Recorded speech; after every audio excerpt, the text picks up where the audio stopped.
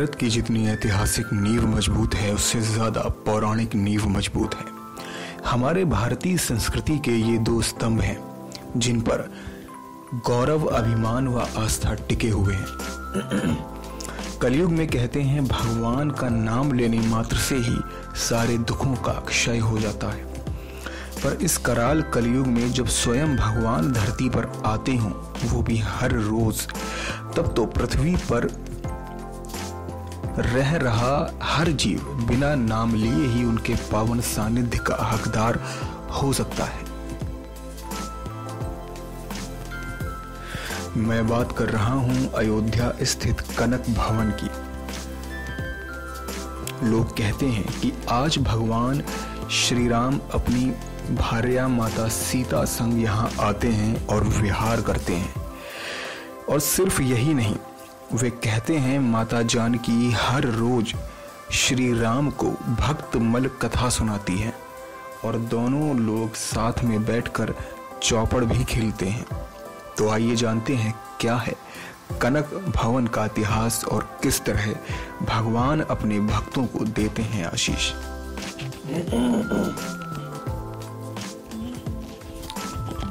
सुंदर निर्माण शैली और विशाल प्रांगण में बना यह महल स्थापत्य कला का अद्भुत उदाहरण है। इस भवन के बारे में कथा प्रचलित है कि कनक भवन राम विवाह के पश्चात कैकेयी के द्वारा माता सीता को मुंह दिखाई में दिया गया था, जिसे भगवान राम तथा सीता जी ने अपना निज भवन बनाया था।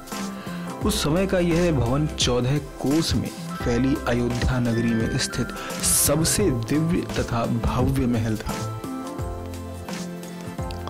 भगवान राम तथा माता सीता का भवन था कनक भवन। प्राचीन धार्मिक इतिहास के अनुसार कनक भवन का निर्माण महारानी कैकेयी के अनुरोध पर अयोध्या के राजा दशरथ द्वारा विश्वकर्मा की देखरेख में शिल्पकारों द्वारा कराया गया था। मान्यता के अनुसार कनक भवन के किसी भी उपभवन में पुरुषों का प्रवेश वर्जित था। भगवान के राम भक्त हनुमान जी को भी बहुत अनुनय विनय करने के बाद आंगन में ही स्थान मिल पाया। इसी मान्यता के तहत कनक भवन के गर्भगृह में भगवान श्री राम जानकी के अलावा किसी अन्य देवता का विग्रह स्थापित नहीं किया गया। भगवान राम के पुत्र कुश ने इस कनक भवन की स्थापना की थी। धार्मिक मान्यताओं के अनुसार कई बार कनक भवन का जीर्णोद्धार कराया गया, जिसमें त्रेता युग में भगवान राम के श्रीधाम जाने के बाद उनके पुत्र कुश ने कनक भवन में राम सीता की मूर्तियों को स्थापित किया। अयोध्या के समाप्त होने के साथ यह भवन भी जर्जर हो गया। प्राचीन पुस्तकों में इस भवन का जिक्र पाया जाता है। किसी स्थान पर कनक भवन से विक्रमादित्य कालीन एक शिलालेख प्राप्त हुआ, जिस पर द्वापर युग का वर्णनांकित था। उसमें लिखा था कि जब कृष्ण जरासंध वध के उपरांत प्रमुख तीर्थों की यात्रा करते हुए अयोध्या आए तो कनक भवन के टीले पर एक पद्मासना देवी को तपस्या करते हुए देखा। उन्होंने उस टीले का जीर्णोद्धार करवाकर मूर्तियां स्थापित की। इस शिलालेख में आगे वर्णन मिलता है कि संवत 2431 यानी आज से लगभग 2070 वर्ष पूर्व को समुद्रगुप्त ने भी इस भवन जीर्णोद्धार करवाया था। सन 1761 ईस्वी में भक्त कवि रसिक अली ने कनक भवन के अष्टकुंज का जीर्णोद्धार करवाया था। जिस काल में भगवान श्री राम की माता कैकेयी ने अपने बहू सीता को यह भवन मुंह दिखाई में दिया था, वह त्रेता युग की घटना थी। समय बीतने पर यह भवन नष्ट हो गया, लेकिन शास्त्रों और प्राचीन धार्मिक इतिहास के आधार पर इसी स्थान को कनक भवन महल माना गया।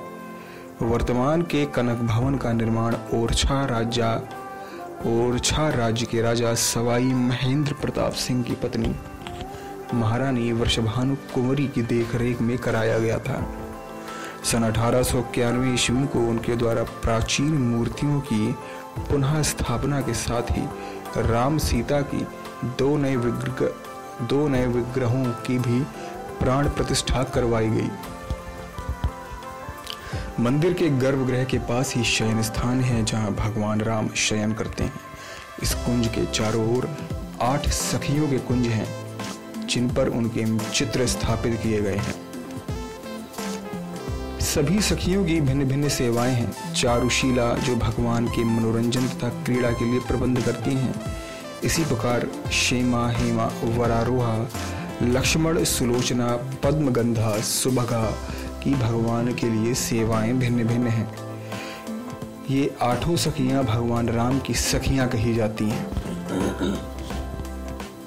इनके अतिरिक्त 8 सखियां और हैं जिन्हें सीता जी की अष्ट सखी कहा जाता है। उनमें चंद्रकला, प्रसाद, विमला, मदन कला, विश्वमोहिनी, उर्मिला, चंपा कला, रूपकला हैं। इसी भावना के तहत भक्तमाल की पुस्तक भी लिखी रही। इसी भावना के तहत भक्तमाल की पुस्तक भी रखी रहती है। कहते हैं कि माँ सीता हर रात प्रभु श्री राम को भक्तमाल की कथा सुनाती हैं। जानकी संग भगवान श्री राम प्रतिदिन चौपड़ भी खेलते हैं और इसके लिए चौपड़ की व्यवस्था भी की गई है। अयोध्या के प्राचीन कनक भवन का महत्व इतना है कि संतों का मत है कि आज भी भगवान श्री राम सीता माता के साथ इस परिसर में विचरण करते हैं। इस आस्था पर विश्वास करते हुए संत जन और श्रद्धालु इस परिसर में आकर अपने आप को प्रभु के समीप अनुभव करते हैं। मंदिर परिसर में भगवान श्री राम का प्रकटोत्सव बड़ी ही धूमधाम से मनाया जाता है। इसके अतिरिक्त भगवान श्री राम को सजीव स्वरूप मानकर सावन में उन्हें झूला झुलाया जाता है। ऐसी ही विचित्र और रहस्यमयी कहानियों के लिए हमारी नेक्स्ट 9 स्पिरिचुअल को सब्सक्राइब करें। नेक्स्ट 9 स्पिरिचुअल से अभिषेक चौहान की रिपोर्ट।